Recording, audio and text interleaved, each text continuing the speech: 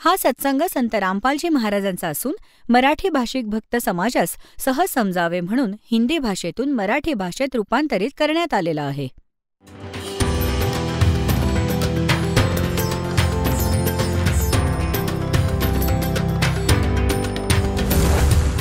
और ज्ञान सब ज्ञान डी कबीर ज्ञान सो ज्ञान और जैसे घोड़ा तोब कायम करता चले मैदान. जगद्गुरु तत्वदर्शी संत रामपालजी महाराजांचे अमृत वचन सर्व पवित्र धर्मांच्या व पवित्र शास्त्रांच्या आधारावर. ज्या मार्गावर आपण चालतो, आपण आपला प्रवास निश्चित करायला उत्सुक असतो, त्याची माहिती आपल्याला सखोल असली पाहिजे, पूर्ण असली पाहिजे. मग त्याच्यावर चालणं फायदेशीर आहे. आणि जर आपल्याला जायचं आहे हिसारहून दिल्लीला आणि आपण जायला निघालो हिसारहून सिरसाकडे, तर आपलं चालणं व्यर्थ आहे. आपण किती वेगात जात आहोत, किती जोरात गाडी पळवत आहोत, हे व्यर्थ आहे. आणि एखाद्या कारणासाठी आपण हिसारहून सिरसाकडे जात असतो. रस्त्यात कोणी योगायोगाने एखादे गृहस्थ भेटले आणि विचारतात की कुठे जात आहात गृहस्थांनो? तर तुम्ही म्हणाल की मी दिल्लीला चाललोय. ती व्यक्ती आपल्याला हे म्हणेल की हा दिल्लीचा मार्ग नाहीये, हा दिल्ली मार्ग नाहीये, हे तर आपण उलटे चालले आहात सिरसाकडे, पंजाबच्या दिशेने चालले आहात. तर त्या सद्गृहस्थांनी विचार करायला हवा की ही व्यक्ती असं का बोलत आहे, कारण तो तर त्याच्या मते दिल्लीला निघाला आहे. पण त्याचा स्वतःचा विचार आहे की तो दिल्लीला जात आहे, पण त्याचा रस्ता चुकलेला आहे, त्याची दिशा चुकली आहे. तर त्या सद्गृहस्थांनी, त्या भल्या माणसांनी तपासून घेतलं पाहिजे. आणि तपासून घ्यायचा सोपा मार्ग हा आहे की एखाद्या दुसऱ्या व्यक्तीला विचारायचं आणि तोही हेच म्हणत असेल आणि तुमचा विश्वास बसत नसेल तर नकाशा पहा, मानचिन्ह, आणि विचारा मी कुठं आहे. तर तुम्हाला दिसेल शहराचं नाव शिरसा. तुम्ही शिरसाला आला आहात. शिरसापासून 10 किलोमीटर दूर उभे आहात. तर नकाशा पण तेच सांगत आहे आणि समोरचे सद्गृहस्थ जे तुम्हाला सांगतायत की तुमची दिशा चुकली आहे. तर मग काय करायला पाहिजे? जर कोणी समजूतदार माणूस असेल तर लगेच मागं फिरेल. तो हे नाही बघणार की मी एवढा प्रवास केलाय, आता माझं काय होईल या सगळ्या प्रवासाचं. तो लगेच मागं फिरेल आणि आपली चूक सुधारेल. अगदी ह्याचप्रमाणे जो भक्तात्मा चुकीची साधना करतात ते कुमार्गाला जातात. ज्या पुण्यात्म्यांना हे चुकीचं ज्ञान प्राप्त आहे ते कुमार्गावर जातात. परमात्मा प्राप्त करायचा तो मार्ग नाहीये. आणि आपल्याला आता हा दास सांगत आहे की तुम्ही चुकीच्या मार्गावर जात आहात, इथून परत जा. आणि तुम्ही चालत गेलात 50-60 किलोमीटर दूर कुमार्गावर आणि तुम्हाला तिथं कळलं की तुमचा मार्ग चुकला आहे. तर तुमचा शहाणपणा ह्यातच आहे की तुम्ही परत मागे फिरावं. आणि जर तुम्ही हा विचार केला की मी एवढा प्रवास केलाय तो व्यर्थ गेला, मी परत जाणार नाही, तर ह्याला शहाणपणा नाही, ह्याला तर मूर्खपणा म्हणावं लागेल. अशा प्रकारे तुम्ही कोणत्याही गुरु, इष्ट, संत यांच्याकडे कोणत्याही इष्टाची पूजा करत आहात. आपल्यापैकी कोणी 5 वर्ष, कोणी 10 वर्ष, कोणी 30 वर्ष साधना करत असेल तर ते चुकीचं ओझं वाहिल्यासारखं आहे. आज तुम्हाला हे कळतं की तुमचा मार्ग चुकला आहे. तर बुद्धिमान माणसाला पाहिजे काय पाहिजे? आता यात काही सांगायची गरज नाहीये. शहाण्या माणसाला इशारा काफी आहे. तुम्हाला लगेच त्या मार्गाचा त्याग केला पाहिजे. हा विचार नाही केला पाहिजे की माझ्या 20 वर्षाच्या साधनेचं काय होईल, 30 वर्षाची साधना मी ह्या पंथामध्ये केली, माझं काय होईल. तुझं जे व्हायचं होतं ते झालंय. तू तर पार बर्बाद झालायस. तुम्ही हा जो प्रवास केला आहे ह्या कुमार्गावर 100 किलोमीटर, इथून परत मागे फिरणं हेच तुमच्या हिताचं आहे. तुमचं ह्यातच भाग्य आहे की तुम्ही लगेच परत या, त्या मार्गाचा त्याग करा. आता परमात्मा म्हणतात, भेडा देखा जर्जरा, उत्तर चले फडक. आधी तराफे होते, तराफे चालायचे. समुद्र पार करायला नौका नव्हती, तर त्यावेळी तराफे बनवायचे, तराफे. तो तराफा जर तुमच्या लक्षात नसेल, पण हे समजा की ती नौका आहे. ज्या नौकेत तुम्ही बसला आहात त्यात पाणी भरत आलं आहे. त्याच्या खालचा जो बेड आहे तो थोडा डॅमेज झालेला आहे. आणि बरोबर दुसरी व्यक्ती बिलकुल एक चांगली नौका समोरून येतेय आणि तुम्हाला कळलं की ही तर बुडेल. तुम्ही ज्या नौकेत बसला आहात ती पाणी भरत चाललंय तिच्यात. तर पहा, परमात्मा असं म्हणतात, भेडा देखा जर्जरा, उतर गए फडक, डूबे थे पर उभरे. कबीर परमेश्वरजी आपल्याला सांगत आहेत की जे बुद्धिमान असतील ते असं करतात. बुडाले होते पण तरले, गुरूंच्या ज्ञानाने चमकले. आणि बेडा देखा जर्जरा, उतर चले फडक. जे बुडाले असते, 84 लाख योनीमध्ये गेले असते, गुरुजींच्या ज्ञानाने ते एकदम सावध झाले. एकदम सावध होणं, एकदम भयभीत होणं आणि एकदम झटकन म्हणजे एकदम चमकून उडी मारणं, एकदम चकित होणं. म्हणजे विचार करायला एक क्षण सुद्धा नसतो. बुडत असतो आपण आणि दुसरा तिथं उभा आहे चांगल्या स्थानावर, तर एकदम उडी मारणं ह्याला म्हणतात डूबे थे पर उबरे. गुरु के ज्ञान चमक, नाही का, एकदम चकित झाले म्हणजे सावध झाले, सतर्क झाले. बेडा देखा जर्जरा, जर्जरा म्हणजे तुटलेली, मोडलेली. उत्तर चले फडक. तर त्या पुण्यात्म्याला आता उशीर करून चालणार नाही गुरु बदलण्यासाठी. त्या मार्गावर तो कितीही दूर गेला असेल तरी तो त्याला लगेच त्याग करायला हवा.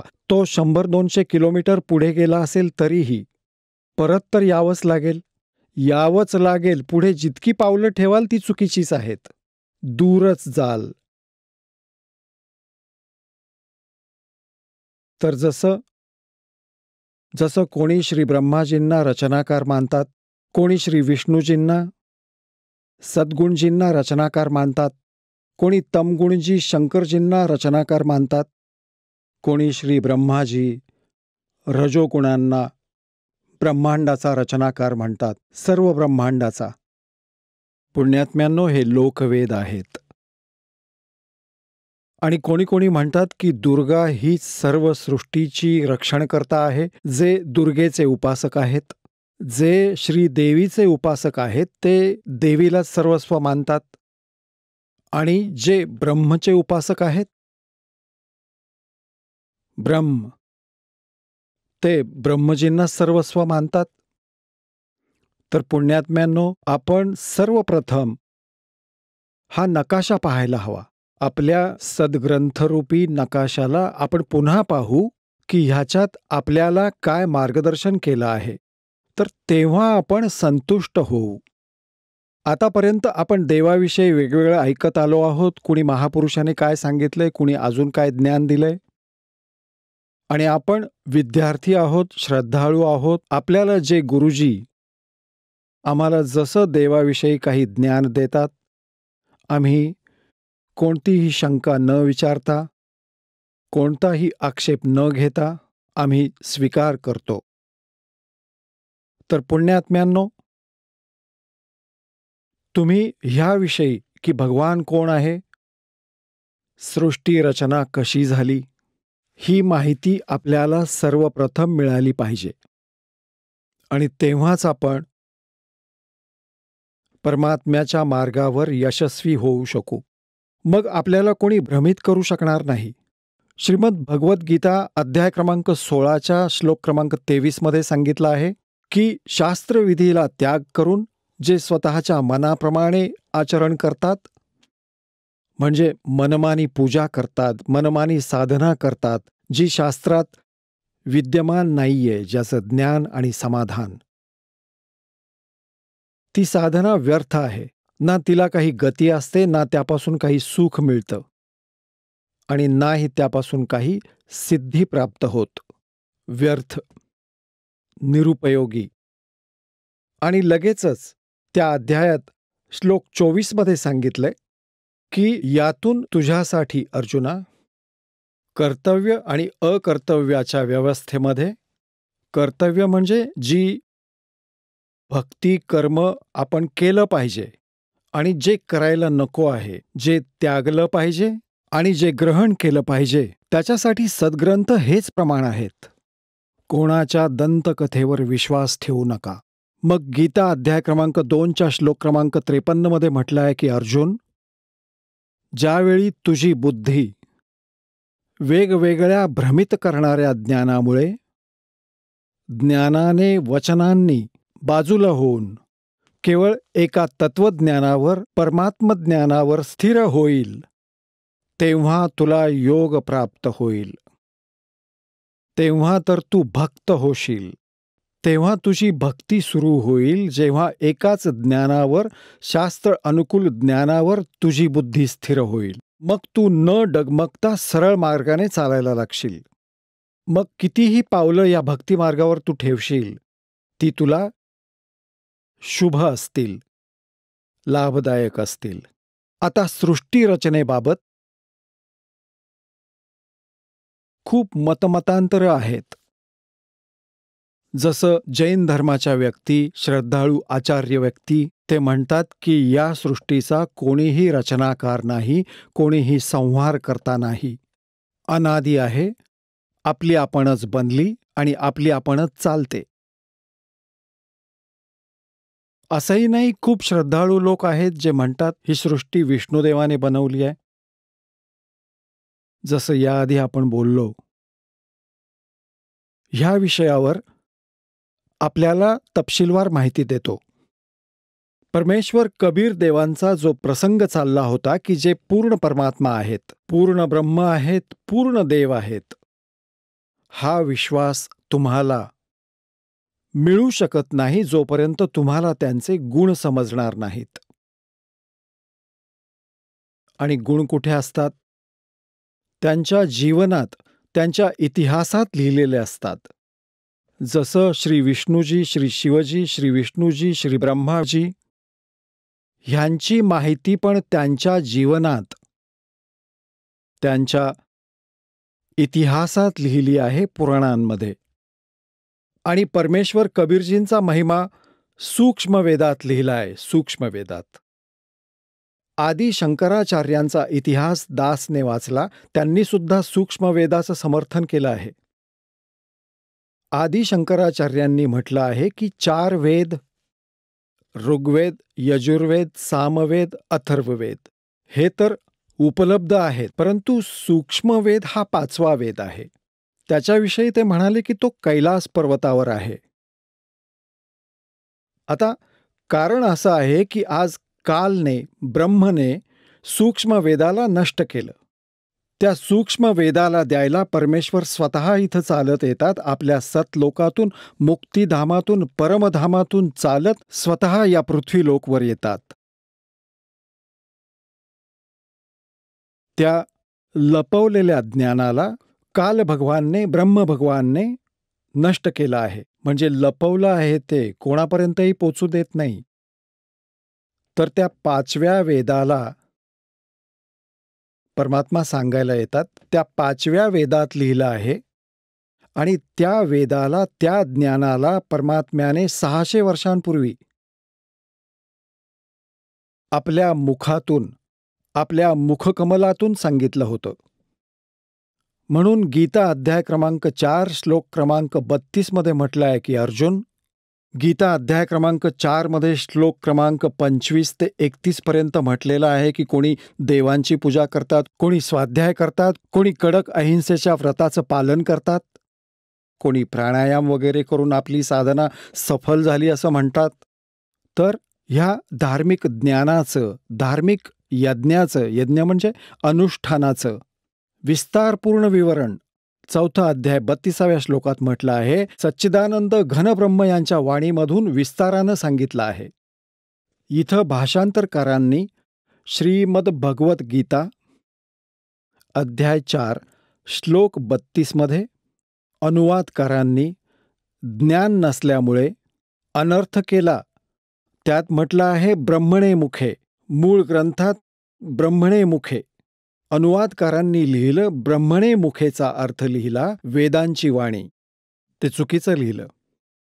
तो चुकीचा अनुवाद केला आहे. ब्रह्मणे मुखी म्हणजे सच्चिदानंद घनब्रह्मच्या वाणीमध्ये, जो आपल्या मुखातून, मुख म्हणजे आपल्या मुखामधून परमेश्वराने जी बोललेली आहे, ही वाणी त्या मुखातून निघाली आहे आणि विस्तारानं सांगितली आहे, आणि ती आहे कबीरवाणी. ब्रह्मणेचा अर्थ यांनी इथं चुकीचा सांगितला, वेद लिहिला.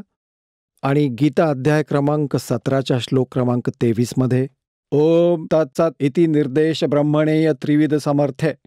इथे ब्रह्मणेचा अर्थ यांनी बरोबर केला आहे. इथे ते विचलित झाले नाहीत.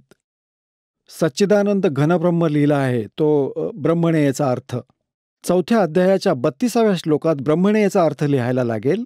सच्चिदानंद घनब्रह्मच्या वाणीमध्ये विस्तारपूर्वक सांगितलं आहे. मग चौथ्या अध्यायात 34व्या श्लोकात म्हटलं आहे की हे तत्वज्ञान आहे, जे 5व्या वेदात लिहिलं आहे, सूक्ष्म वेदात लिहिलं आहे. त्या तत्वज्ञानाला तू तत्वदर्शी संतांकडे जाऊन समजावून घे. त्यांना दंडवत प्रणाम करून, कपट सोडून, विनम्र भावाने, प्रसन्न करण्याने ते तत्वदर्शी संतच तुम्हाला परमेश्वराच्या तत्वांचं ज्ञान देतील.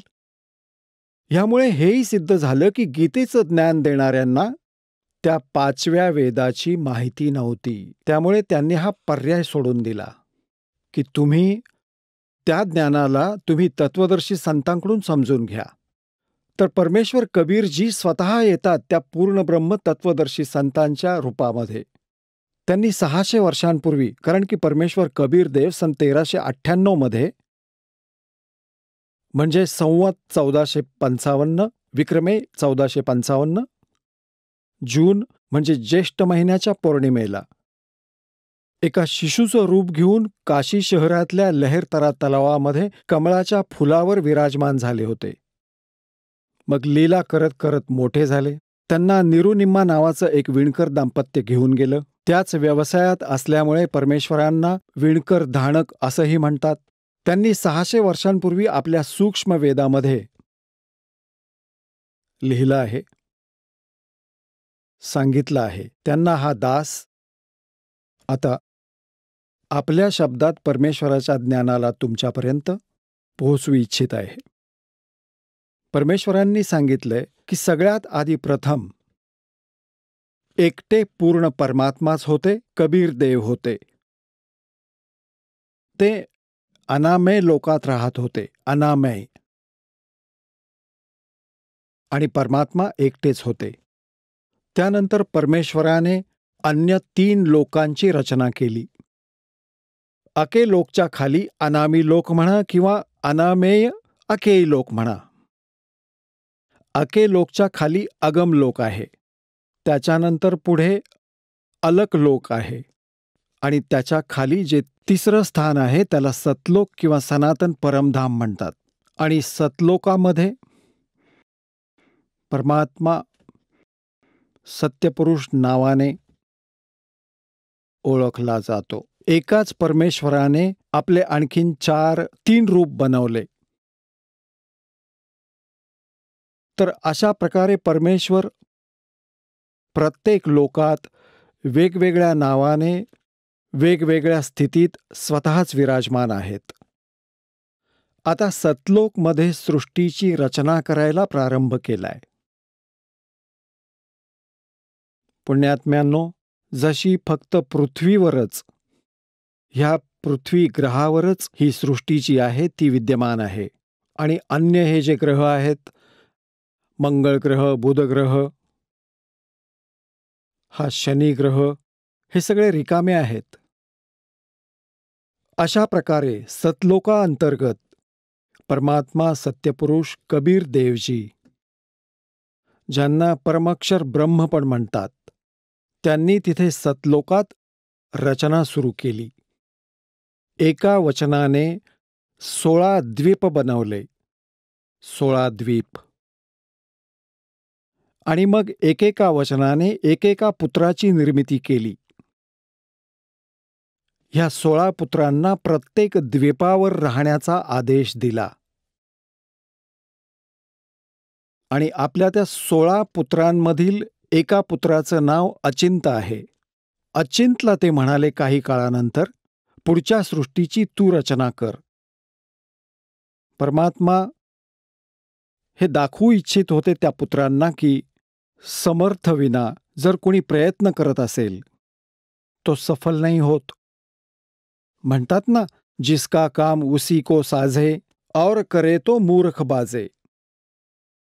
अचिंतने आपल्या वचनाने एक व्यक्ती निर्माण केली, त्याचं नाव ठेवलं अक्षरपुरुष. आता अचिंतने आपल्या वचनातून जे निर्माण केलेली व्यक्ती होती तिलाच अविनाशी पुरुष मानलं. त्याला अक्षरपुरुष नावाने संबोधित केलं. त्याला म्हणाला की तू मला मदत कर ह्या सृष्टीची रचना करायला. तिथे परमात्म्याने प्रत्येक द्वीपावर मानसरोवराची रचना केली. एक वेगळं मानसरोवर, कॉमन मानसरोवराची पण रचना केली. तर तो अक्षरपुरुष मानसरोवरात जाऊन आंघोळ करू लागला. आंघोळ करता करता खोल पाण्यात गेला आणि मग पाण्यातच झोपून गेला. पुण्यात्म्यांनो, सतलोकात श्वासानेच शरीर नाहीये. खूप वेळपर्यंत तो बाहेर नाही आला. तेव्हा परमेश्वर कबीरजींनी तेच जल, तेच पाणी हातात घेतलं. आपल्या वचनशक्तीने त्याचं जादूगारासारखं एका अंड्यात रूपांतर केलं. त्या अंड्यात एक जीवात्मा प्रवेश केला. त्या अंड्याला सोडून दिलं त्या मानसरोवरामध्ये. ते गडगड करत खाली पोचलं. तर त्या अक्षरपुरुषाची जी अधुरी निद्रा भंग झाली, त्या कारणाने तो संतप्त झाला. त्या रागाने, संतप्त नजरेनं त्यानं त्या अंड्याकडे पाहिलं की मला कोणी त्रास दिला आहे. त्या संतापामुळे ते अंड फुटलं. अंड्याचे 2 भाग झाले. त्यातून हा ब्रह्म निघाला. आता पुढे जाऊन या इतिहासात, या कहाणीमध्ये, अमर कथेमध्ये किंवा सत्यनारायण कथेमध्ये जी दास आपल्याला सांगतायत, आत्तापर्यंत विष्णूजींना सत्यनारायण मानून सत्यनारायण कथा सांगत असत, ती सत्यनारायण कथा नव्हती. आता ही आहे सत्यनारायण कथा. सत्यनारायण म्हणजे अविनाशी भगवानाची कथा. तर त्यातून हा ब्रह्म निघाला. पुढे जाऊन तुम्ही 3 प्रभूंशी परिचित व्हाल, जे ब्रह्मा विष्णू महेशांपेक्षा वेगळे आहेत. एक क्षरब्रह्म, ज्याला क्षरब्रह्म पण म्हणतात, क्षरब्रह्म. आणि दुसरा हा अक्षरपुरुष म्हणजे अक्षरब्रह्म. याला अक्षरपुरुष म्हणा किंवा अक्षरब्रह्म म्हणा. आणि अंड्यातून निघालेला हा क्षरब्रह्म. क्षरब्रह्म नाशवान. कारण अक्षरपुरुषाला अचिंत्य नाव दिलं की तू अविनाशी व्यक्ती उत्पन्न केला, अक्षरपुरुष. आता तो स्वामी जेवढा होतो तेवढा तो पुरुष प्रभू. पुरुष म्हणजे प्रभू पण म्हणतात. तर अक्षरपुरुष म्हणा वा अक्षरब्रह्म म्हणा, एकाचीच 2 समानार्थी नावं आहेत. अशा प्रकारेच क्षरपुरुष म्हणा, हा ब्रह्म जो अंड्यातून निघाला तो क्षरपुरुष आहे. त्याला क्षरब्रह्म म्हणा, त्याचा समानार्थी. त्याला ज्योतिषरूपी निरंजन पण, काळ पण, हा ब्रह्म पुढे जाऊन काळही म्हणवला जाईल. आता लक्षात ठेवा पुण्यात्म्यांनो, जोपर्यंत तुम्ही या इतिहासाशी परिचित होत नाही, सृष्टीरचनेशी, तुम्ही कुठल्याही सद्ग्रंथाला समजू शकत नाही. तर परमेश्वरानं आदेश दिला त्या दोघांनाही की तुम्ही बाहेर या. अचिंत पुरुष, तू निद्रेत होतास. नाही, अक्षरपुरुषा, तू निद्राधीन होतास. तुला उठवण्यासाठी ही सगळी क्रिया केलेली आहे. तू बाहेर ये. दोघेही बाहेर आले. आता परमात्मा अचिंत्याला म्हणाले की अचिंत, आता पाहिलंस तू, समर्थ शिवाय कुठलंही कार्य सफल होत नाही. आता तू तर त्याला बाहेरही काढू शकत नव्हतास. आता यापुढे लक्षात ठेव, अडथळा आणू नकोस माझ्या कार्यात, म्हणून तुला तुझ्या सामर्थ्याची जाणीव करून दिली आहे. तर अचिंत्याने कान पकडले आणि म्हणाला, दाता, मी काहीच करू शकत नाही. आता परमेश्वराने आदेश दिला त्या दोघांना. कोणाला? क्षरपुरुष, अर्थात ज्याला क्षरब्रह्म पण म्हणतात, जे पुढे जाऊन ब्रह्मा विष्णू महेश यांचे पिता सिद्ध होतील याच कथेत. क्षरपुरुष आणि अक्षरपुरुषाला दोघांनाही सांगितलं की तुम्ही त्या अचिंत्याच्या द्वीपामध्ये राहा. त्या दोघांनीही आज्ञेचं पालन केलं आणि तिघे, कोण? अचिंत्य, अक्षरपुरुष आणि क्षरपुरुष, ज्याला क्षरब्रह्मही म्हणतात. आणि इथे आपण साध्या भाषेत त्याला ब्रह्म पण म्हणू लागलो आहोत. पुढे निश्चित करूया ब्रह्म का म्हणू लागलो ते. आता हे तिघेही एका द्वीपावर राहू लागले आहेत. बाकी जे अन्य 15 जण आहेत, परमात्म्याच्या वचनातून उत्पन्न ते पुत्र, ते वेगवेगळ्या एकेकट्या बेटांवर राहिले होते. काही काळानंतर परमेश्वराने आपणा सर्व आत्म्यांना, तुम्हा सर्वांना, सर्व ब्रह्मांडात जेवढे आत्मे आहेत त्यांना आपल्या शरीरातून, आपल्या वचनातून निर्माण केलं. आणि तिथे आपण तेजोमय शरीरात विद्यमान होतो. प्रकाशमय शरीर आहे आपलं. म्हणजे तेजोमय शरीर आहे, एका तत्वापासून बनवलेलं आहे. त्यात नाडी, ते शुक्रम अकायाम ऐसनाविरम, म्हणजे जसं आपलं शुक्रापासून बनलेलं शरीर नसतं, ते आईवडिलांच्या संयोगातून बनतं, ज्यात नाडीचा वगैरे जुगाड जोड नसतो, नाडीतंत्र नसतं. असं तसंच शरीर परमात्म्याचं असतं. साकार असतं, मनुष्य सदृश्य असतं, तेजोमय आहे. परंतु परमात्म्याचं शरीर आणि आपलं शरीर यांच्या तेजात, सामर्थ्यात, शक्तीमध्ये आणि त्याच्या तेजात, प्रकाशात फरक आहे. पूर्ण परमात्मा सत्यपुरुष म्हणजे कबीर देवजींचं जे सत्यलोकात शरीर आहे, त्यांच्या एक रोमकुपात कोटी सूर्य कोटी चंद्र यापेक्षाही जास्त प्रकाश आहे. आणि आपलं तिथं शरीर कसं होतं, जे शेष तिथे राहिले आहेत त्यांचं कसं शरीर आहे, आणि आपण जेव्हा परमात्म्याने आपल्या वचनातून उत्पन्न केलं होतं तेव्हा आपलं शरीर कसं होतं, मनुष्य सदृश्य होतं. आणि आपलं शरीर 16 सूर्य एवढं प्रकाशयुक्त होतं. आपल्या पूर्ण शरीराचं 16 सूर्या एवढं तेज होतं. इथले जे सूर्य आहेत, पण गरमी नाही होत. आम्ही सगळेजण तिथं राहू लागलो. तिथं काही अडचण नव्हती, कशाची कमतरता नव्हती. तिथे जरा आणि मरण नव्हतं. तिथे जन्म मृत्यू होत नव्हता आणि म्हातारपण सुद्धा येत नव्हतं तिथे. आता पुण्यात्म्यांनो, विचार करा की आपण इथं किती दुःखी आहोत आणि तरीही आपण हा विचार करतो की आपला मृत्यू होऊ नये. आणि आपल्याला तर माहीतच आहे की मृत्यू तर नक्कीच होणार, इथलं ते विधान आहे. आणि तरीही आपली मरायची इच्छा नाही आहे. कारण काय आहे की आपण अशा लोकात राहत होतो जिथे मृत्यू होत नव्हता, ज्यामुळे आपल्याला मरण चांगलं वाटत नाही. आणि बिलकुल ठीक आहे, एक इतर जन्म झाला होता आणि मग का मारता? 30, 40, 50, 60, 70, 80 वर्ष तर आपण हे घरदार बनवण्यात घालवतो, मग त्यात राहू शकत नाही, एका मिनिटात नष्ट करतो. इथला देव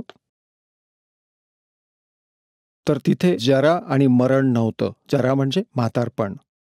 आता कोणालाच म्हातारं व्हायला आवडत नाही. सगळ्यांना वाटतं मी तरुण दिसावं. आणि ही मोठी मोठी नेते मंडळी सर्जरी करून रंगरंगोटी करून घेतात. किती दिवस करतील? 10 वर्षात परत मूळ स्थितीला याल. तर सांगायचं तात्पर्य हे आहे की आपला स्वभाव असा आहे की आपण तरुण दिसावं. पण इथं तर बनावटी, आर्टिफिशियल आहे सगळं. आणि तिथे अस्सल होतं, तर आपण तिथे असं राहत होतो. काही दिवसांनंतर, पण अर्थात दिवस नाहीये तिथे, दिवस आपण असंच म्हणतो. तिथे दिवस रात्र नसतात. तेजोमय, प्रकाशमय असा लोक आहे. प्रकाशमय सर्व आत्मे आहेत. प्रकाशमय परमात्मा आहे. तिथे सूर्य उदय आणि अस्त होत नाही. तर तिथे काही समयानंतर ह्या ज्योतिनिरंजन, ज्याला क्षरपुरुष म्हटलं आहे, ज्याला शरब्रह्म म्हणतात, जो गीतेत स्वतःला म्हणवून घेतो की मी काळ आहे, तो ब्रह्म आहे, जो श्रीकृष्णाच्या शरीरात प्रवेश करून बोलत आहे. पुढे इतिहास सांगणार आहे पूर्ण सविस्तरपणे. त्याला धैर्यपूर्वक ऐका ह्या कथेला, कारण जो पहिल्यांदा ही ऐकतो त्याला ती विचित्र वाटते. पण काही वेळाने जेव्हा तुम्ही प्रमाण बघाल, तुम्हाला स्वीकार करावं लागेल आणि होईलच स्वीकार. काही काळानंतर ह्या क्षरपुरुषामध्ये एक खोट निर्माण झाली, एक कुरापत निर्माण झाली. त्याने विचार केला की आपण 3 जण एका द्वीपावर आणि आपले अन्य बांधव एका द्वीपावर राहत आहेत. तर तेव्हा हे विधान लक्षात आलं की तपापासून राज्य प्राप्त होतं. त्याने उभं राहून एका पायावर तप केलं आणि 70 युग, इथल्या 70 युगापर्यंत तप केलं. तेव्हा पूर्ण परमात्म्याने सत्यपुरुष कबीर देवांनी विचारलं की पुत्र, तू कशासाठी हे तप करत आहेस? काय इच्छा आहे तुझी? तेव्हा याने म्हटलं की भगवान, हा द्वीप माझ्यासाठी छोटा आहे, थोडा आहे. आम्ही तिघे एका द्वीपावर राहतो. अन्य बांधव माझे वेगवेगळ्या द्वीपांवर एकटे राहत आहेत. मला वेगळं स्थान हवंय. परमात्मा म्हणाला, ठीक आहे, बरं, तुला 21 ब्रह्मांड देतो. जसा एक धनिक पिता आपल्या पुत्राला 21 भूखंड देतो की घे बेटा, हे तुझ्या हिश्श्यात 21 भूखंड आलेत. आता ते भूखंड मिळाल्यावर, 21 ब्रह्मांड मिळाल्यावर क्षरब्रह्म, आम्ही संतांच्या भाषेत याला क्षरब्रह्म म्हणतो. क्षरब्रह्म, क्षर अक्षर, अक्षर तर हे अक्षरब्रह्म, तर हे परब्रह्म आहे जे अचिंतच्या वचनातून उत्पन्न झाले. आणि क्षरब्रह्म हे परमात्म्याच्या वचनातून, अंड्यातून उत्पन्न झाले. हे क्षरब्रह्म जे आहे ते 21 ब्रह्मांडांमध्ये कधी इथे तर कधी तिथे फेरफटका मारत बघत असतो त्यांना.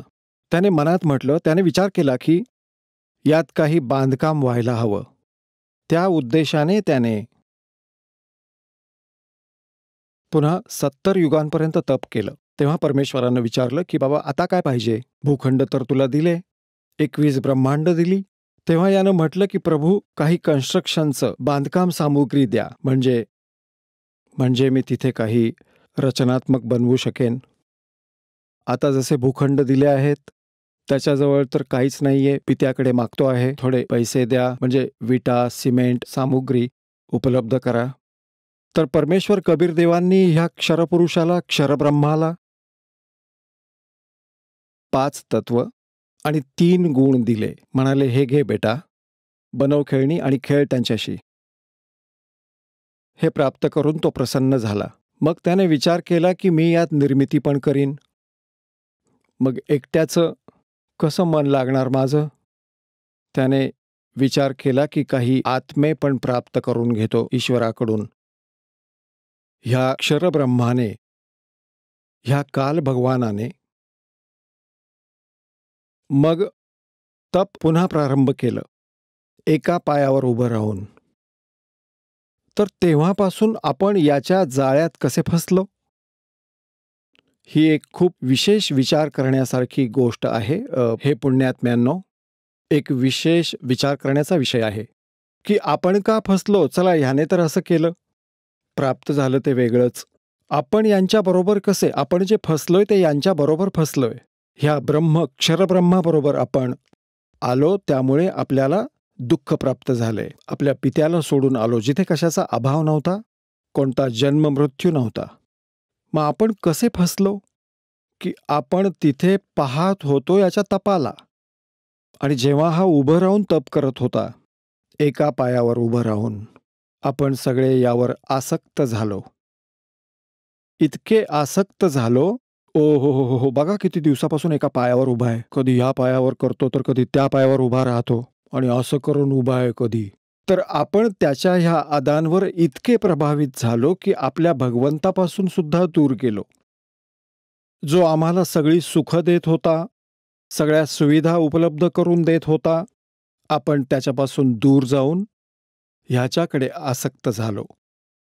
तर पुण्यात्म्यांनो, हाच आजार, हाच स्वभाव आपल्याला आणि आम्हा सगळ्यांना तिथूनच लागला आहे. जसं इथले हिरो आणि हिरोईन, अभिनेता अभिनेत्री आपल्या पोटासाठी, रोजीरोटीसाठी अभिनय करतात, अदा करतात, उड्याबिड्या मारतात, आणि हा तरुण वर्ग, मुलं त्यांना पाहून इतके आसक्त होतात की विचारू नका. आणि जर कोणी हिरो किंवा हिरोईन म्हणजे कोणी अभिनेता किंवा अभिनेत्री इथे बरवालामध्ये आले किंवा हिसारमध्ये आले, तर बघा या मुलांची, कॉलेजवाल्यांची, तरुण तरुणींची कशी गर्दी जमा होते ते. आणि कमीत कमी 200, 300, 400 फूट लांब उभं राहून बघतील ते आणि म्हणतील, तो बघा, तो उभा आहे ना आमका नेता, अभिनेता, ती उभी आहे, ती फलाणी अभिनेत्री. आता ते तर सगळं आपल्या पोटासाठी करतायत हे काम, आणि ही मुलं विनाकारण तिथं जातायत त्यांना पाहण्यासाठी. काही घेणं ना देणं, काय देणार त्यांना तो? आणि धक्के खाऊन संध्याकाळी उपाशी आपल्या घरी परत जातात. अगदी अशाच प्रकारे आपण ह्या काळावर आसक्त झालो आहोत आणि भगवानापासून मनाने आपण दूर गेलो. परमेश्वर कबीर देवांनी अनेक वेळा आकाशवाणी केली की कोणीही ह्या ज्योत निरंजनाच्या नाटकाकडे पाहू नका, त्यावर प्रभावित होऊ नका. आपण आपल्या मालकावर लक्ष द्या. पण आपण वरून तर सावधान झालो, आपण याची बिलकुल इच्छा करीत नाही, पण आतला पीळ गेला नाही. तो तर अंतर्यामी आहे, परमात्मा. मग त्याने परमात्म्याने पुन्हा पुन्हा सांगून सुद्धा आम्ही ह्या काळावरून आपलं मन हटवू शकलो नाही, आत्म्याला हटवू शकलो नाही, आणि आतून मात्र ही इच्छा चिरंतन राहिली. आता ह्याने तिसऱ्यांदा जेव्हा तप सुरू केलं, ह्याने परमेश्वराकडून मागितलं की मला काही आत्मे प्राप्त करून द्या. तेव्हा परमेश्वराने ह्याला विचारलं, जेव्हा त्याने 64 युगे तप केलं, तिसऱ्या वेळी जेव्हा विचारलं की कसली इच्छा आहे ज्योतिनिरंजन, जे आपण मागितलं होतं ते मी आपल्याला दिलं आहे, आता तू का हट्ट करतोयस?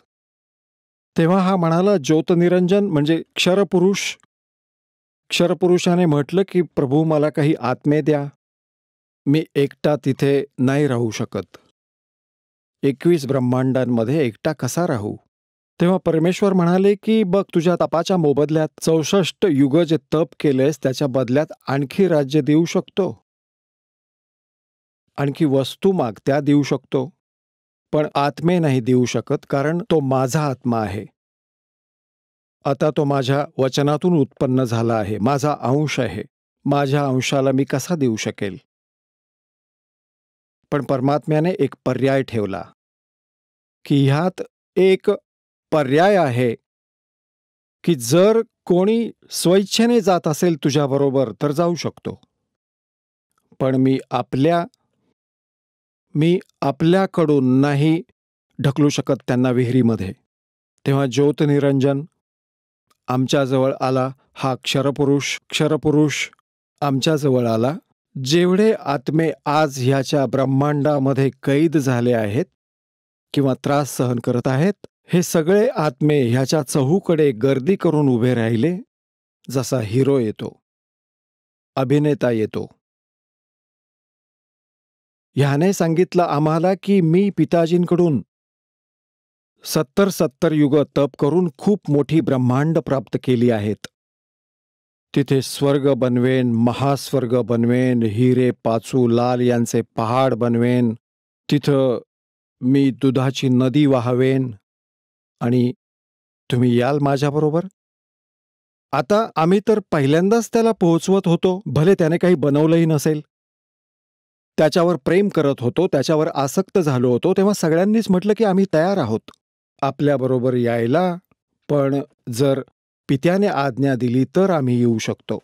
ह्या क्षरपुरुषाने परमेश्वर कबीर देवांना पूर्ण ब्रह्मला, परम अक्षर ब्रह्मला प्रार्थना केली की परत येऊन प्रभूच्या जवळ जाऊन उभं राहून हात जोडून म्हणाला की परमेश्वरा, काही आत्मे माझ्याबरोबर जाण्यास सहमत आहेत. परमात्म्याने म्हटलं, परमेश्वर कबीर देवांनी म्हटलं की माझ्या समोर हो म्हणू दे, तर मी मानीन, तर पाठवीन. आता परमेश्वर आले, कबीरदेव आमच्याजवळ, सोबत ज्योत निरंजन पण आला. परमेश्वर कबीर देवांनी परमक्षर ब्रह्मने विचारलं की आत्म्यांनो, जे ज्योती निरंजनाबरोबर म्हणजे क्षरपुरुषाबरोबर जाऊ इच्छितात त्यांनी हात वर करून स्वीकृती द्या. आता आपल्या पित्यासमोर हिंमत नाही झाली कोणत्याही आत्म्याची की इतका धीटपणा करेल. सगळ्यांनी माना खाली घातल्या.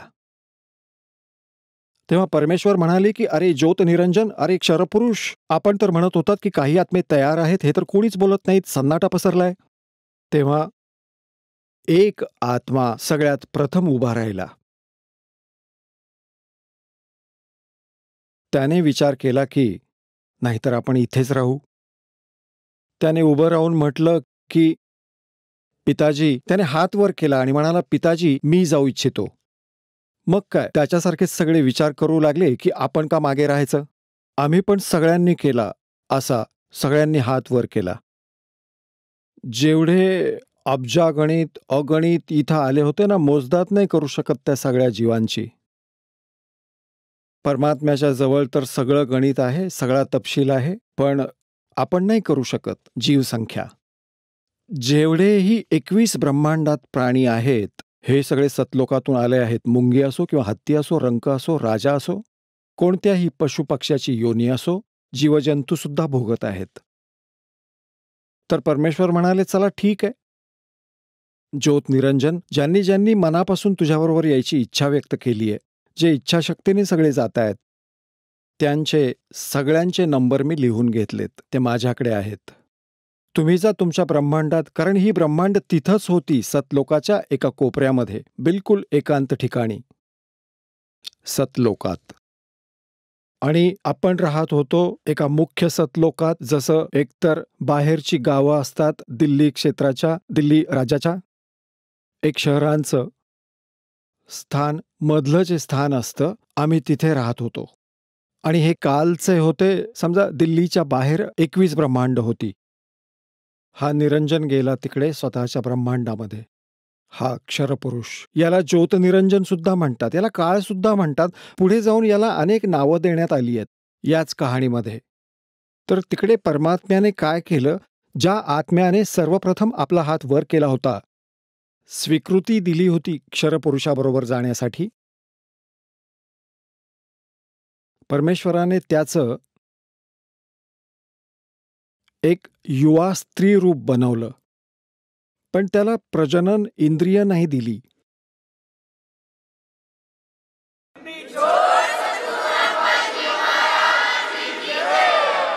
चला आता आपण त्या श्रद्धाळूंचे अनुभव जाणून घेऊया ज्यांनी जगद्गुरु तत्वदर्शी संत रामपालजी महाराज यांच्याकडून दीक्षा प्राप्त केलेली आहे, तसेच त्यांच्याद्वारे सांगितलेल्या भक्ती मार्गावर चालत आहेत. नमस्कार सत साहेब. आपलं नाव? माझं नाव मंदा अरुण सरदार. आपण कुठून आलात? मी मुंबई महाराष्ट्र. आपला व्यवसाय काय आहे? मी गृहिणी आहे. संत रामपालजी महाराजांची गुरुदीक्षा आपण कधी घेतली? मी 2021 मध्ये घेतली. संत रामपालजी महाराजांची गुरुदीक्षा घेण्या अगोदर आपण व आपला परिवार कोणती भक्ती साधना करत होतात? हीच पारंपरिक भक्ती करत होतो. गणेशजीची भक्ती करत होतो, श्रावण सोमवार आणि हे नवरात्रीचे उपवास, हे सगळे, आणि खंडोरायाचा गट पण मांडत होतो. ही सगळी भक्ती करायचो आम्ही.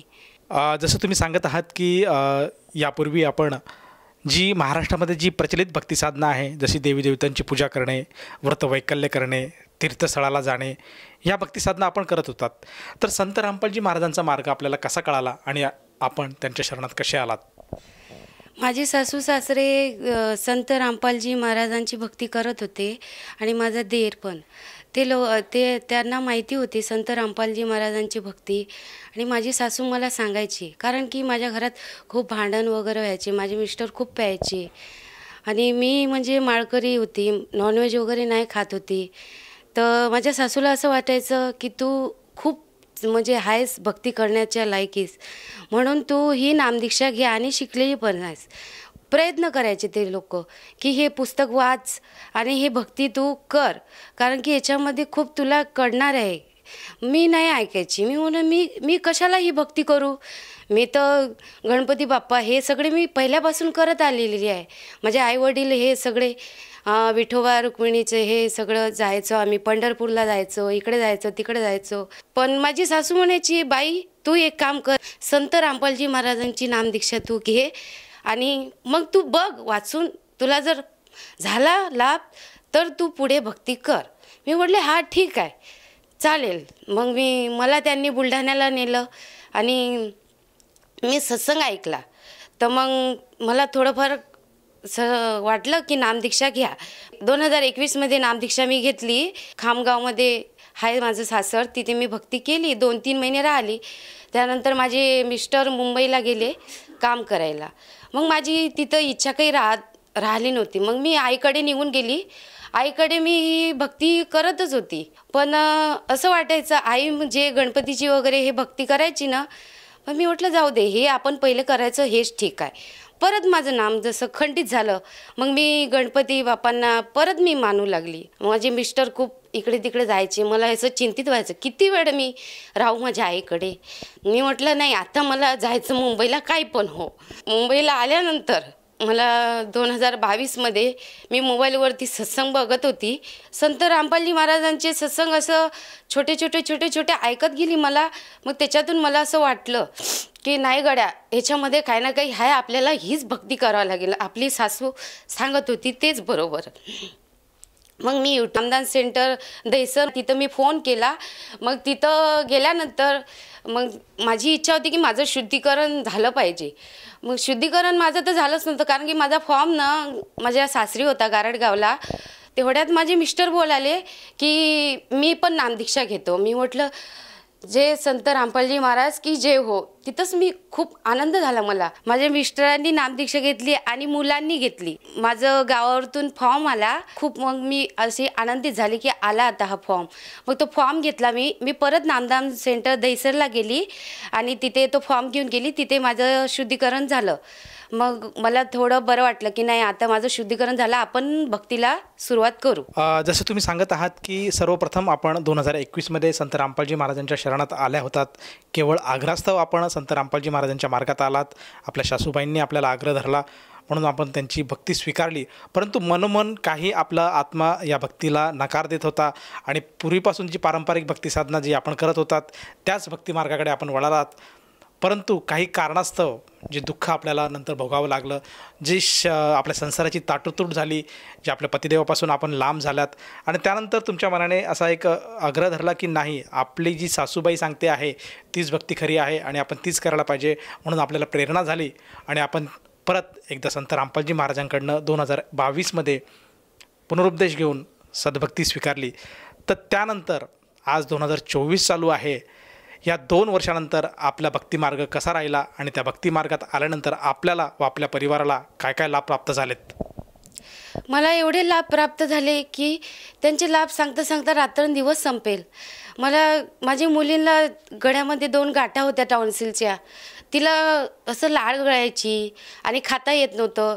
तर तिचं ते जे 15 दिवसाला मला 2000ची सोय लावून ठेवायचीच होती. मग ते औषध पण तिचं बंद झालं. त्यानंतर माझ्या मिस्टरांचा गुटखा पण सुटला. माझ्या मिस्टरांची तेव्हाच त्या दिवशीपासून दारू सुटली. त्यानंतर माझे बाबा ॲडमिट झाले, IC रूममध्ये होते 1 महिना. तर माझ्या बाबाला आजार असा होता की ते बिडी पिऊन पिऊन ना त्यांचं फुफ्फुस काळे झालेलं, त्यांना हरण्या बिमारी आणि त्यांचा पाय उजवा एवढा सुजलेला होता की त्याच्यात रक्ताच्या गठानी झाल्या होत्या. तर ते रक्ताच्या गटानी फुटून ना तर ते मेंदूत अडकायची आणि मग त्यांची शुद्ध चालली जायची. तर मग त्यांना झटके खूप यायचे. माझं खूप असं भाव होता संत रामपालजी महाराजांवर की काही ना काही रस्ता निघेल. मग मी इथून गेली आणि अकोल्याला माझ्या बाबांजवळ मी सेवा केली, भरपूर सेवा केली आणि बाबाला सांगायची की तुम्हाला संत रामपालजी महाराजच वाचवतील, संत रामपालजी महाराज की जय हो, तुम्ही असं बोला. मग ते बोलले जय हो संत रामपालजी महाराज की जय. मग माझी इच्छा होती की माझ्या बाबाला हे नामदीक्षा भेटा, कारण की माझे बाबा 84 लाखमध्ये नाही जायला पाहिजे हे मलाच माहिती होतं. मग ते वाचणारच नव्हते, कारण की डॉक्टरनी सांगितलं की एवढे सगळे आजार असताना हे नाही वाचू शकत, त्यांना नागपूरला न्यावं लागेल. मी म्हटलं नाही, मी त्यांची 1 महिना एवढी सेवा केली, भक्ती करत होती. आणि मग माझा भाऊ ना सकाळी उठून गेला, माझा भाऊ गेला तिथे नामदीक्षा घ्यायला. तर त्यांनी हरियाणाला फोन लावला तिकडे मोठ्या आश्रममध्ये, तर तिथून आला होकार. मग मी बोलले जय बंदी छोड की. मग माझ्या भावाला नामदीक्षा भेटली. माझ्या भावाला नामदीक्षा भेटल्यावर सोबत मग मला पण फोन आला की माई तुम्ही फोन चालू करा, तुमच्या भावाला पण मिळेल. मग माझ्या भावाला पण नामदीक्षा मिळाली. आणि मग माझ्या बाबाला तर अन्ननलिका लागलेली होती. मग मी परत त्या भगतजीला फोन केला की माझ्या बाबाला अमृतजल मी कसं देऊ. तर ते भगतजी बोलले माई घशामध्ये तुम्ही अमृतजल त्यांना पाजा, काही होणार नाही, कारण की परमात्म्याची एवढी कृपा आहे की ते पिऊन जातील. माझ्या बाबाला जसं अमृतजल दिलं की हे गंगाजल काय, त्याच्यावरून माझे बाबा पाणी सुद्धा प्यायचे नाही, तर अमृतजल गटगट गेलं. आणि बाबा अमृतजल पेताना जे बाबाचा घशामध्ये जीव होता, पूर्ण हातापायातून जीव गेलेला होता, पण परत बाबांचा जीव हातापायामध्ये आला. आणि डॉक्टर लोक पण चकित झाले की हे काय आहे. मी म्हटलं हे सगळं संत रामपालजी महाराजांचीच कृपा आहे, कारण की मी एकच आवाज लावला होता जेव्हा बाबांचा घशात जीव होता, हातापायातून जीव गेला होता की जय बंदी छोड की. तर मग तेव्हा माझ्या बाबाच्या हातापायात परत जीव आला. मग मी खूप खुश झाली की मी नाही माझे बाबा आहेत. ते माझ्या बाबाला जीवदान मिळाला, खूप मला असं खूप आनंद झाला. आणि मग ते 8-10 दिवस होते माझे बाबा हॉस्पिटलमध्ये. नंतर बाबाला सुट्टी झाली. मग मला असं वाटायचं की आता बाबाचं आम्हाला लासच न्यावं लागेल घरी. माझा भाऊ पण खूप रडत होता. सगळे लोक बोलायचे की नाही हे कसं काय घडलं. मी म्हटलं संत रामपालजी महाराजांचीच कृपा आहे. आणि त्याच्यानंतर बाबा घरी आले आणि मग मी खूप खुश झाली. जसं तुम्ही सांगत आहात की संत रामपालजी महाराजांच्या केवळ मंत्रशक्तीमुळे आणि त्यांच्या साधनेमुळे जी आपल्या बाबांची प्रकृती खालावली होती, म्हणजे अक्षरशः ते मृत्यूच्या दाढीतून बाहेर सुटून आलेत. तर आजच्या कंडिशनला, त्या गोष्टीला, त्या हादस्याला आज किती वर्ष झाले आणि आज आपल्या बाबांची परिस्थिती कशी आहे? आता त्यांना चालू आहे, म्हणजे आता 3रं वर्ष चालू आहे त्यांना. आणि आता माझे बाबा एकदम असे कणकणीत आहेत. आता चालतात, उठतात. एवढा त्यांना दमा असून पहिले तरी ते असे 2-3 पायऱ्या चढल्यावर एकदम असे त्यांना दम लागायचा. आता एवढे कणकणीत आहेत ते, म्हणजे चालतात, उठतात, बसतात. जसं तुम्ही सांगत आहात की संत रामपालजी महाराजांच्या सद्भक्तीमुळे आपल्या बाबांची प्रकृती आज स्थिर झाली आहे आणि ते आज सुखरूप आपल्या घरामध्ये संत रामपालजी महाराजांची भक्ती करत आहात. तर या व्यतिरिक्तसुद्धा आपल्याला आपल्या शारीरिक, मानसिक आणि आर्थिक स्वरूपात किंवा आपल्या संसारामध्ये संत रामपालजी महाराजांच्या भक्तीमुळे काही अनुभव किंवा काही चमत्कार किंवा लाभ आपल्याला मिळालेत का? दुसरा चमत्कार पण झाला. जे पारसला घटना घडली होती ना, तिथे झाड पडलं होतं. त्या झाडाखाली माझा भाऊ पण होता. तर माझा भाऊ पण तिथे होता. तर तो पण जखमी झाला होता. त्याला एका पायामध्ये थोडं क्रॅक झालं होतं, चालता येत नव्हतं. एवढं मोठं झाड पडलं. माझा भाऊ एकदम पायाने असा लंगडा झाला आणि क्रॅक पण झालेला त्याच्या पायाला. पण मला विश्वास होता की नाही, माझा भाऊ राहणार आणि तो बरा पण होणार. मी तेव्हाच दंडवत प्रणाम केला संत रामपालजी महाराज समोर. आणि माझा भाऊ मग तिथेच मेन हॉस्पिटलला होता. मग तो बरा झाला. या व्यतिरिक्त आणखीन काही लाभ आपल्याला प्राप्त झाला का? मला अजून खूप लाभ झाला, कारण की माझे मिस्टर पण आता पीत तर नाहीत, पण सुद्धा सुपारीचं खाण पण खात नाहीत. एवढा घरामध्ये सुख आहे ना संत रामपालजी महाराजांची भक्ती करून, की एवढं त्यांचं जर दिवसभर आपण जर असं सांगितलं तरी मला कमीच आहे. संत रामपालजी महाराज छोटे छोटे लाभ तर हे तर किती मला झाले. या व्यतिरिक्त आपल्याला आणखीन काही लाभ प्राप्त झाला का? माझी मुलगी आहे सिद्धी, तिला पण संत रामपालजी महाराज सतलोकमध्ये घेऊन गेले होते. तर माझी मुलगी काही सांगू शकणार. बेटा काय नाव आहे तुझं? माझं नाव सिद्धी दासी आहे. जसं तुझी मम्मी सांगते की तुला संत रामपालजी महाराज सतलोकात घेऊन गेले होते, हे खरं आहे? हां, मला संत रामपालजी महाराज सतलोकमध्ये घेऊन गेलेले होते. कसे घेऊन गेले ते? माझ्या स्वप्नात काही भूत आलेले होते. ते माझ्या पप्पाला घेऊन जात होते. तर मी बोलली की मला घेऊन जा, तर ते घेऊन जात होते. तर अध्यामंदात संत रामपालजी महाराज आले आणि त्या भूतापासून मला सोडवलं आणि त्यांनी मला वर सतलोकमध्ये घेऊन गेलेले. सतलोकामध्ये तू काय बघितलं? मी सतलोकामध्ये काही नदी, दुधाच्या आणि सोन्या चांदीचे पहाड बघलेले होते. तिथे तुला संत रामपालजी महाराजांनी काही खायावयास दिलं का? मला संत रामपालजी महाराजांनी खीर दिलेली होती खायला.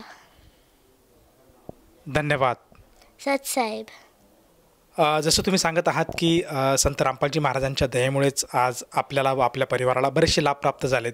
तर आपल्या ह्या अनुभवातून आपण जो श्रोतावर्ग किंवा जो दर्शक आज आपल्याला टी व्ही चॅनलच्या माध्यमातून बघत आहेत, या सर्वांना उद्देशून आपण काय संदेश द्याल?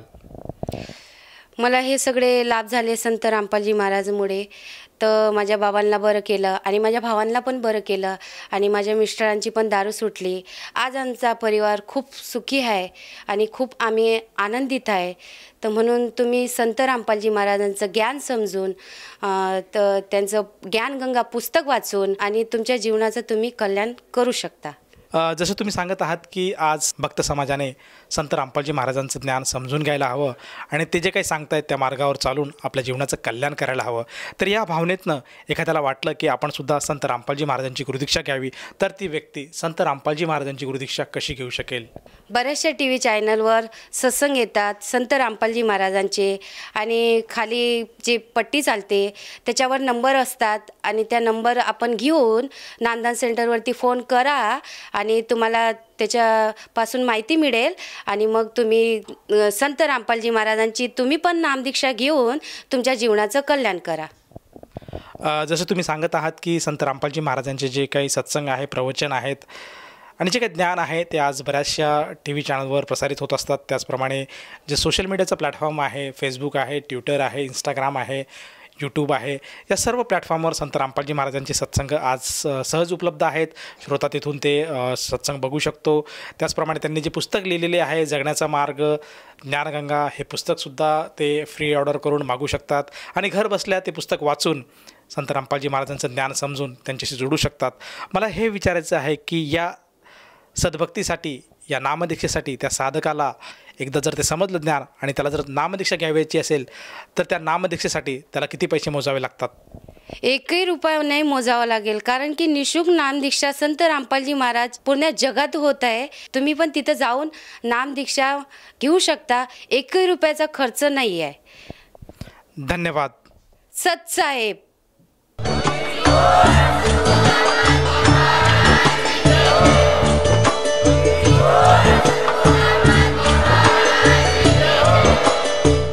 आपण ऐकत होता जगद्गुरु तत्वदर्शी संत रामपालजी महाराज यांचे मंगल प्रवचन, ज्यांच्या शुभ आशीर्वादाने संपूर्ण विश्वामध्ये 500 पेक्षा जास्त नामदीक्षा केंद्र आहेत, जिथे निशुल्क नामदीक्षा दिली जाते.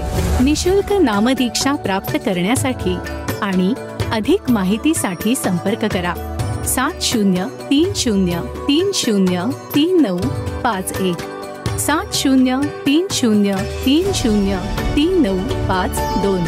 अद्वितीय आध्यात्मिक ज्ञान वाचण्यासाठी, पाहण्यासाठी आणि ऐकण्यासाठी संत रामपालजी महाराज ॲप अवश्य डाउनलोड करा किंवा आमची वेबसाईट www.jagadgururampalji.org वर व्हिजिट करा. आम्हाला सोशल मीडियावर फॉलो करा. सर्व पवित्र धर्मांच्या पवित्र शास्त्रांवर आधारित प्रमाणित अनमोल पुस्तक ज्ञानगंगा किंवा जगण्याचा मार्ग यापैकी कोणतेही एक पुस्तक निशुल्क मागवण्यासाठी आपण आम्हाला आपले पूर्ण नाव, पूर्ण पत्ता पिनकोड आणि फोन नंबरसह लिहून 7030303951 किंवा 7030303952 या नंबरवर SMS करू शकता किंवा 7030303950 या नंबरवर व्हॉट्सअप देखील करू शकता.